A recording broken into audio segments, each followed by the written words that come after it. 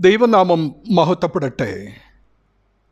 നിങ്ങളുടെ സ്നേഹം മേൽക്കുമേൽ പരിജ്ഞാനത്തിലും സകല വിവേകത്തിലും വർദ്ധിച്ചു വന്നിട്ട് നിങ്ങൾ ഭേദാഭേദങ്ങളെ വിവേചിക്കുമാറാകണമെന്നും ക്രിസ്തുവിൻ്റെ നാളിലേക്ക് നിർമ്മലന്മാരും ഇടർച്ചയില്ലാത്തവരും ദൈവത്തിൻ്റെ മഹത്വത്തിനും പുകഴ്ചയ്ക്കുമായിട്ട് യേശുക്രിസ്തുവിനാൽ നീതി എന്ന ഫലം നിറഞ്ഞവരായി തീരണമെന്നും ഞാൻ പ്രാർത്ഥിക്കുന്നു എന്ന ഫിലിപ്പിയ ലേഖനം 1-ാം അധ്യായം 9 മുതൽ 11 വരെയുള്ള ആത്മീക വളർച്ചയ്ക്ക് വേണ്ടിയുള്ള പ്രാർത്ഥന എന്ന ഭാഗത്ത് 3 കാര്യങ്ങൾക്കായി അപ്പോസ്തലൻ അപേക്ഷിക്കുന്നു. അതിലൊന്നാമത്തേത്, അവർ അനുദിനം സ്നേഹത്തിൽ വർദ്ധിച്ചു വരണം.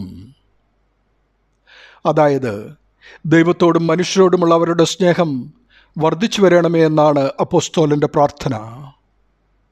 ഈ പ്രാർത്ഥന നൈമിഷികമോ ഉപരിവിപ്ലവമോ ആകാതെ പരിജ്ഞാനത്തിലും വിവേകത്തിലും അടിസ്ഥാനപ്പെട്ടതായിരിക്കണം.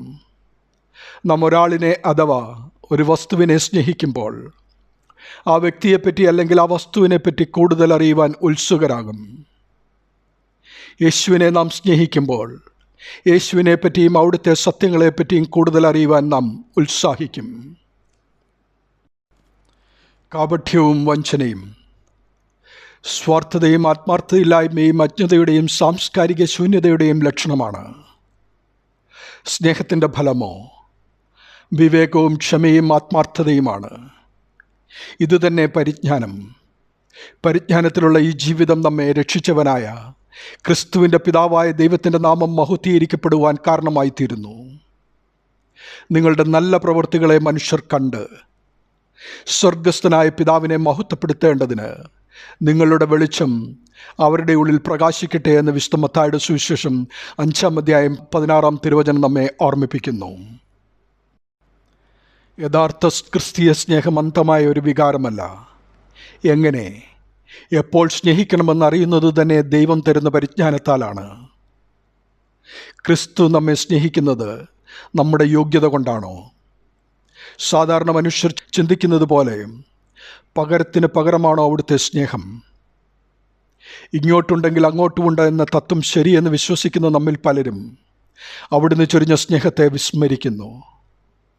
ദൈവമായിരുന്നവൻ മനുഷ്യനായി താണിറങ്ങി വന്നത് പാപികളായ നമ്മുടെ രക്ഷയ്ക്കായി അറുക്കുവാനുള്ള ആടിനെ പോലെ വിസ്താര സഭയുടെ മുമ്പിൽ നിന്നത്, ചട്ടവാർ അടിയേറ്റത്, കവളിലടിയും മുഖത്ത് തുപ്പലുമേറ്റത്, 3 കാരിരും പാണിമേൽ നഗ്നനായി തൂങ്ങപ്പെട്ടത് പാപികളായ നമ്മുടെ പാപപരിഹാരത്തിനായിട്ടല്ലേ?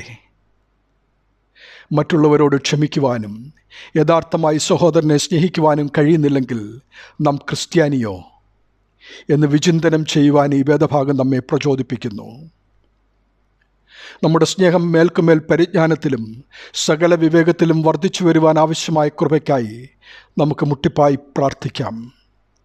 ആത്മീയവും ലൗകികവുമായ ജീവിത വിജയത്തിൻ്റെ താക്കോലാണ് നിർമ്മലമായ സ്നേഹം. അത് പ്രാപിച്ചാൽ ജീവിതത്തിൽ ജയിക്കും. അതിന് ഇടയാകട്ടെ. ദൈവനാമം മഹത്വപ്പെടട്ടെ. ആമീൻ.